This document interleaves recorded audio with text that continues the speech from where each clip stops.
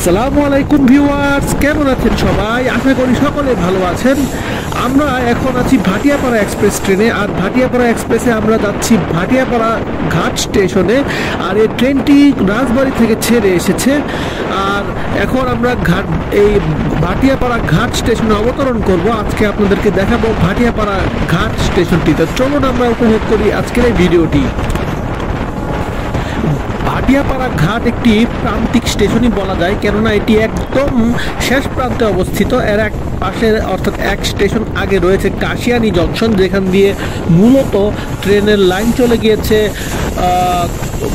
চাপটা, ছোট বহিরবাগ, চন্দ্রদিঘলিয়া, গোপালগঞ্জ, বর্ষি, গোবরা হয়ে একদম পদ্মা সেতুর লাইনও এখানে এসে মিলিত হবে। তো আমরা আজকে এই প্রান্তিক স্টেশন ভাটিয়াপাড়া ঘাটে এসেছি ট্রেনে করে, ভাটিয়াপাড়া এক্সপ্রেস ট্রেনে করে।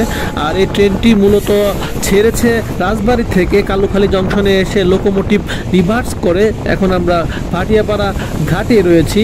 তো আপনাদেরকে আজকে ভাটিয়াপাড়া ঘাট সম্পর্কে কিছু ইনফরমেশন জানিয়ে দিতে চাই।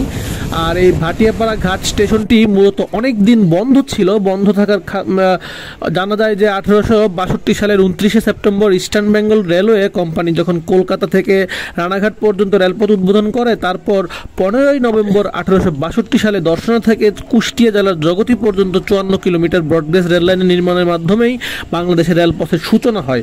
ঠিক জানা যায় ঠিক এর কয়েক বছর পরে অর্থাৎ 1871 সালের 1 জানুয়ারি শুরু হয় গোয়ালন্দ ঘাট থেকে পর্যন্ত ট্রেন চলাচল। আর এই সময় কুষ্টিয়া গোয়ালন্দ ঘাটের সেকশনের একটি স্টেশন হিসাবে রাজবাড়ী জেলার কালুখালী উপজেলার কালুখালী রেলওয়ে স্টেশনটি নির্মাণ করা হয়।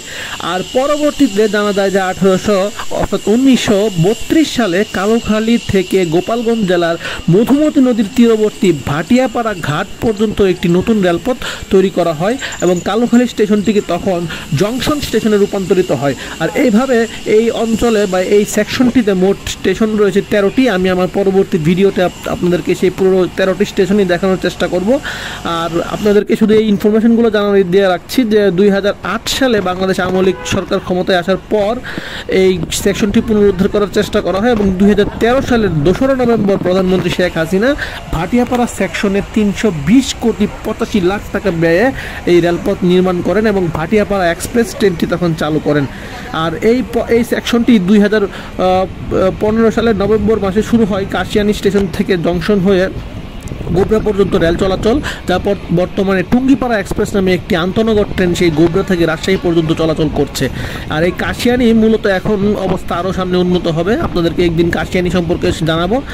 আর এই যে ভাটিয়াপাড়া ঘাটে আজকে আমরা এসেছি, আমরা শুনতে পাচ্ছি বা লোকমুখে জানা যাচ্ছে যে ভাটিয়াপাড়া ঘাট অবিলম্বেই অফ করে দেওয়া হবে, যেহেতু কাশিয়ানী জংশন একটি বড় জংশন হয়ে গিয়েছে, তাই এখানে ত্রিমুখী জংশন রাখার ইচ্ছে সরকারের নেই। ভাটিয়াপাড়া ঘাট স্টেশনটি উঠে যাবে এবং কাশিয়ানী জংশনটি চালু থাকবে। তো মোট 258 কোটি টাকা ব্যয়ে গোপালগঞ্জ জেলা থেকে কাশিয়ানী থেকে গোবরা পর্যন্ত 44 কিলোমিটার দীর্ঘ রেল লাইন নির্মাণ করা হয়েছিল। তো ভাটিয়াপাড়া ঘাট থেকে আমরা আজকে এখানেই বিদায় নিচ্ছি। আগামীতে ইনশাল্লাহ পরবর্তীতে নতুন কোনো ভিডিও নিয়ে আপনাদের সামনে উপস্থিত হব আর বেশ কিছু ইনফরমেশন আপনাদেরকে জানানোর চেষ্টা করব। আশা করি আমাদের সঙ্গেই থাকবেন। ভালো থাকুন। আল্লাহ হাফেজ।